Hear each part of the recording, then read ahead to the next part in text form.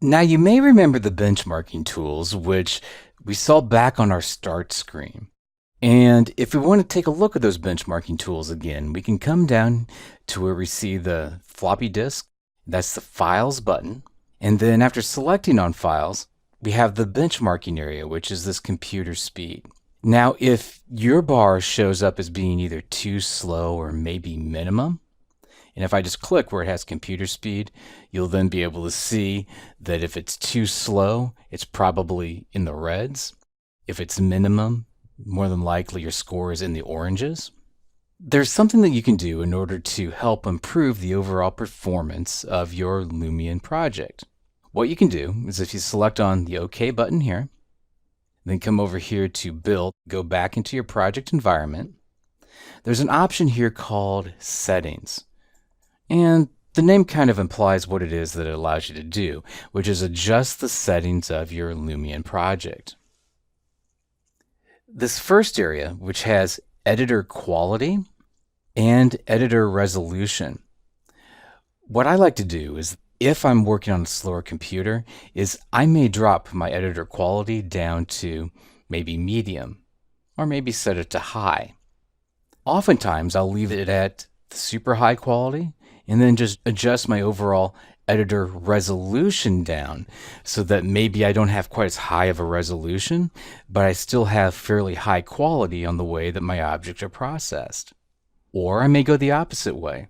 I may just set it down to medium quality and then still have a high resolution available to me. So everything is nice and crisp and sharp, but the overall quality of the way that some of the objects are processed has been reduced. By reducing either your resolution or your editor quality, that means that even if you're working on a slower computer, your computer will then be able to more easily process the way that things visually show up inside of Lumion. I just recommend trying to figure out what the best way for everything on the display is on your computer by just adjusting these settings until you like the way it displays there in your Lumion environment. Once you have everything set the way that you like it, you'll find that most computers can run Lumion just fine. This is also the screen where you can come in and begin to adjust your overall measurements, such as, do you want to use imperial units or do you want to use metric units? I currently live in the United States, so as a result of that, I'm going to use imperial units, but feel free to use metric units if you want while working inside of your project.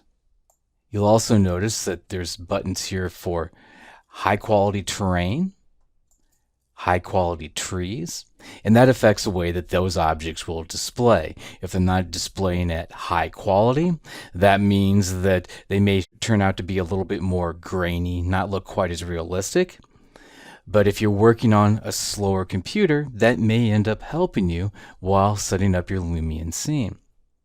Personally, since I have a fairly high performance computer, I'm going to turn on my high quality terrain as well as trees. There's options there to toggle a tablet mode so that if you're actually working on a tablet computer, you could use it in a actual state of using the tablet and use a pen on the tablet. You can invert the up and down tilt of the camera from here. That's just sort of changing the way that as you move your mouse button, the camera view will either look up or down based off the direction that you're moving your mouse. Turn on and off your sound, as well as toggling full screen mode when you're going through your editing process.